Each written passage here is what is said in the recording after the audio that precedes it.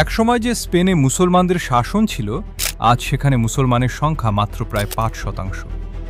বর্তমানে স্পেনের সংখ্যাগরিষ্ঠ জনগণ খ্রিস্টান। কিন্তু কিভাবে একটি মুসলিম শাসিত অঞ্চল ধীরে ধীরে খ্রিস্টান প্রধান দেশে পরিণত হল? চলুন পুরো ইতিহাসটি সহজ ভাষায় জেনে নেওয়া যাক। সপ্তম শতাব্দীর শেষ দিকে উমাইয়া খেলাফত তাদের সর্বোচ্চ শক্তির সময় পার করছিল। উত্তর আফ্রিকা, মধ্যপ্রাচ্য ও মধ্য এশিয়ার বিশাল অঞ্চল তখন মুসলমানদের অধীনে চলে আসে।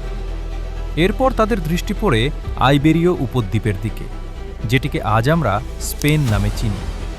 সে সময় স্পেনে ভিসিগত রাজ্য শাসন করছিল। পঞ্চম শতাব্দী থেকে তারা এই অঞ্চল শাসন করলেও রাজা উইটিজার মৃত্যুর পর উত্তরাধিকার নিয়ে গৃহযুদ্ধ শুরু হয়। ফলে রাজ্যটি দুর্বল হয়ে পড়ে। মুসলমানরা এটিকে একটি বড় সুযোগ হিসেবে দেখেন। উত্তর আফ্রিকায় উমাইয়া গভর্নর মুসা ইবনে নুসাইর স্পেন জয়ের উদ্দেশ্যে প্রায় ৭,০০০ সৈন্যের একটি বাহিনী পাঠান। এই বাহিনীর নেতৃত্বে ছিলেন মহান সেনাপতি তারিক ইবনে জিয়া।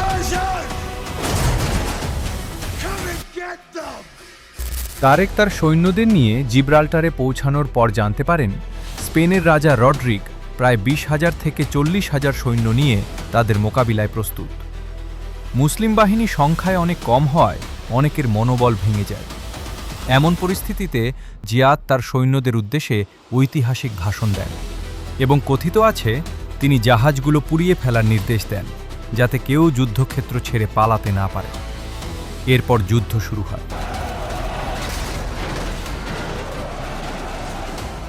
মুসলিম বাহিনী অসাধারণ সাহসিকতার সঙ্গে লড়াই করে বিজয় অর্জন করে।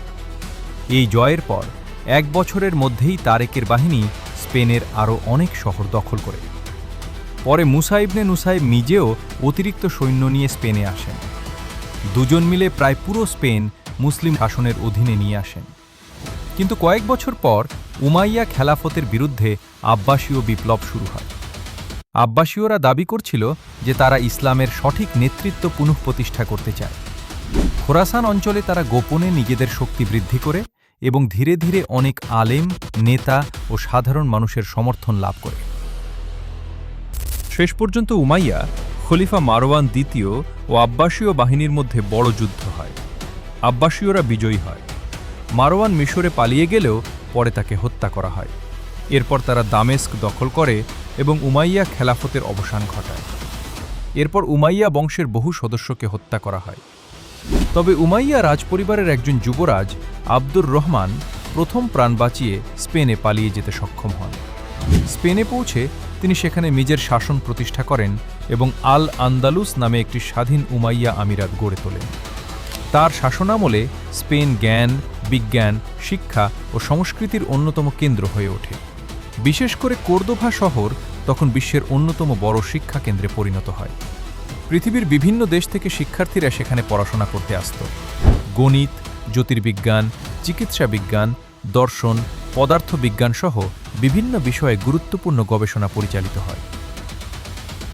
কিন্তু সময়ের সঙ্গে সঙ্গে মুসলিম শাসকদের মধ্যে ক্ষমতার দ্বন্দ্ব শুরু হয়। তারা ছোট ছোট রাজ্যে বিভক্ত হয়ে একে অপরের বিরুদ্ধে লড়াইয়ে জড়িয়ে পড়ে। এই দুর্বলতার সুযোগে উত্তর স্পেনের খ্রিস্টান রাজ্যগুলো শক্তিশালী হয়ে ওঠে এবং ধীরে ধীরে মুসলিম অঞ্চলগুলো পুনর্দখল করতে থাকে। একের পর এক যুদ্ধে মুসলমানরা পরাজিত হতে থাকে। অবশেষে ১৪৯২ সালে গ্রানাডার পতনের মাধ্যমে স্পেনে প্রায় ৮০০ বছরের মুসলিম শাসনের অবসান ঘটে। মুসলিম শাসনের অবসানের পর নতুন খ্রিস্টান শাসকরা মুসলমান ও ইহুদিদের সামনে কঠিন শর্ত আরোপ করে। অনেককে খ্রিস্ট ধর্ম গ্রহণ করতে বাধ্য করা হয়, আর যারা অস্বীকার করত তাদের উপর কঠোর নির্যাতন চালানো হতো। ফলে অনেকে বাধ্য হয়ে ধর্ম পরিবর্তন করে, আবার অনেকে দেশ ছেড়ে চলে যায়। এভাবেই একসময় সমৃদ্ধ আল আন্দালুস ইতিহাসের পাতায় পরিণত হয় এবং স্পেনে মুসলিম শাসনের যুগের সমাপ্তি ঘটে। তো প্রিয় ভিউয়ার্স, আশা করি এই ভিডিও আপনাদের কাছে ভালো লেগেছে। যদি ভালো লেগে থাকে তাহলে আমাদের কমেন্ট করে জানাবেন। আর এইরকম ইতিহাস নিয়ে যদি আরও ভিডিও দেখতে চান তাহলেও আমাদের কমেন্ট করে জানাবেন। আর চ্যানেলটিকে সাবস্ক্রাইব করতে ভুলবেন না।